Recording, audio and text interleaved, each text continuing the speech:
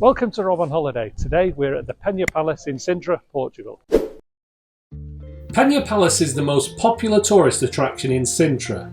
This former royal palace was built in the 19th century and sits atop one of the highest hills in Sintra. We visited the palace in February, and in this video we'll be sharing everything you need to know to plan a trip to Pena Palace. The most important step in planning a trip to Pena Palace is working out how you're going to get there. Since the palace is located so far into the hills, it will be very difficult to walk there from the centre of Sintra. So, you have two main options. Number one, take the bus, or number two, take a taxi. Let's start by talking about the bus. The 434 bus takes passengers from Sintra train station up to Pena Palace.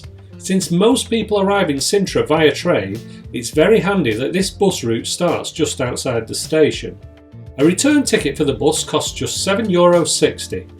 Buses depart the station approximately every 15 minutes and it takes around 20 minutes to reach Pena Palace. However, it can take a lot longer at peak times because traffic on the thin mountain roads around Sintra can get really busy. We chose not to take the bus because we had read online that they are not always reliable. However, we saw plenty of buses running to the palace on the day we visited. Your second option is to take a taxi or an Uber. A taxi might actually be the cheaper option if you're travelling as a family or a group, and it can take you straight to the palace without any additional stops. The only issue is that at busier times you may have trouble finding a taxi or calling an Uber. Since we stayed in Sintra the night before touring the town, the hotel was able to organise a taxi to take us up to Pena Palace, which was really helpful. You can also take a tuk-tuk up to Pena Palace. However, these will cost a lot of money and are not officially allowed to park outside the palace, so you could be waiting in a long queue to get up the hill. Whichever option you choose, make sure you leave yourself at least 45 minutes to get up to Pena Palace. So here we are outside the Pena Palace in Sintra. What a taxi ride up from the hotel. Great to be a passenger. I wouldn't like to be the driver. And we're lucky that it's in February when there was not really much on the road, but the number of switchbacks and turns, it's unbelievable. I can only imagine that on a summer's day here in the middle of Sintra, it's going to be so busy. So if you are coming in the summer, my advice would be to either A, get the first train out of Lisbon and get here early, or B, do like we've done and stay at a hotel in Sintra. But the ride itself was beautiful, lots of trees, great viewpoints, lots of old buildings, and looking forward to going in the Pena Palace. You can buy your tickets for Pena Palace online via their official website. Booking in advance is a must, especially in high season because tickets for the palace often sell out. Tickets cost €20 for adults and €18 for children. If you book tickets for the Pena Palace and the Moorish Castle together, you'll get a small discount at checkout. When booking your tickets, I would highly recommend adding on the extra €3 for the transfer. This allows you to take a bus from the lower entrance of the palace gardens right to the palace entrance, saving you a 30-minute uphill walk when you arrive. The advantage of us staying a night in Sintra was that we could book the first slot of the day to visit the palace at 9:30 AM. And it's important to remember that the time on your ticket is the time you need to arrive at the palace itself, not the lower gate.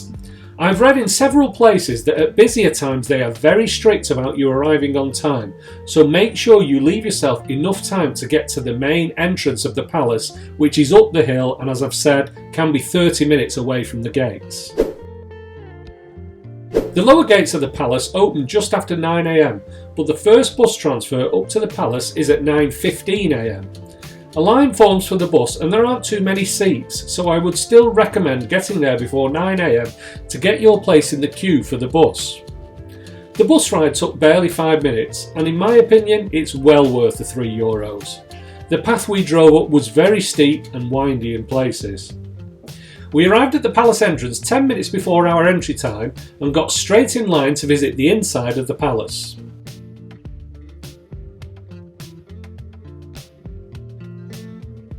The tour inside the palace takes you through many royal chambers, showing the opulence of its former residents.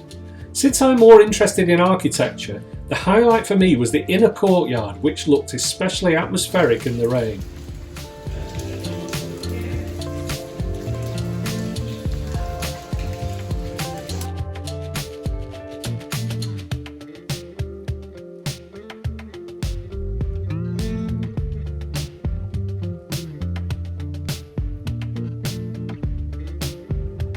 inside the Pena Palace now, looking at all the great rooms. But just a word of warning, again, if you're coming in high season, you'll probably see in other videos, expect to see people just queued all around every layer of this courtyard here. So the weather's not great for us, but I think we've done well in terms of it's a bit quieter.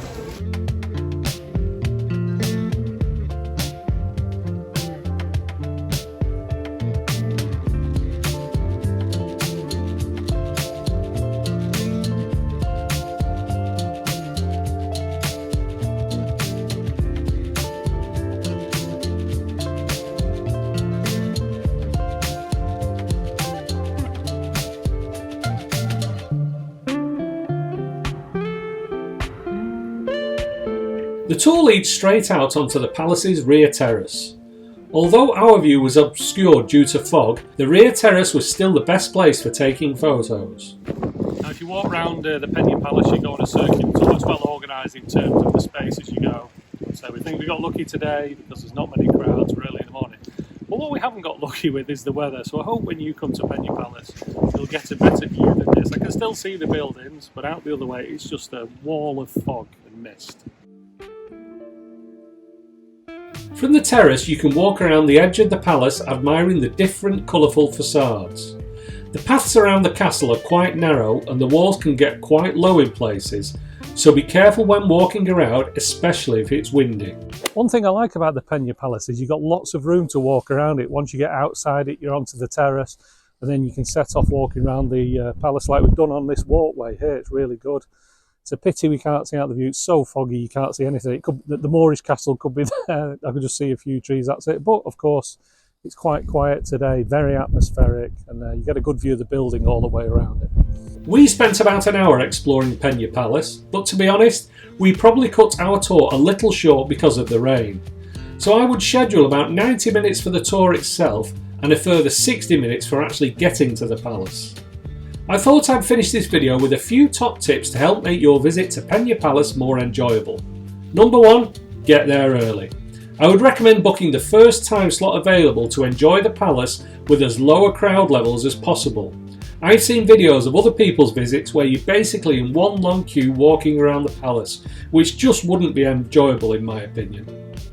Number 2, stay in Sintra the night before. To ensure that you get to the palace as early as possible, I would consider spending the night before in a hotel in Sintra. That way you can make an early start and get to the palace well before opening time. We stayed at the NH Sintra Centro Hotel and the staff were really helpful by booking us a taxi up to the palace the following morning. We have a full hotel review coming to the channel next week, so stay tuned for that. Number 3, take a taxi up to the palace. As I've said, a taxi could actually be cheaper than the bus, and it will also allow you to plan your timings a little better. Although the buses seem to be running well when we were there, we've heard mixed reviews from other travellers, so I wouldn't take the risk of relying on public transport to visit Pena Palace. Number 4, book the bus transfer. Your day in Sintra will already include lots of walking uphill, so it's definitely worth paying €3 for the bus transfer from the lower entrance to the palace. It will save you time and energy. My overall review of the Pena Palace, it's really worth visiting. Now, you watch any video or read any tour guide on here and they talk about how busy it gets in the summer. The guy at the hotel was telling us 12,000 people a day in the summer.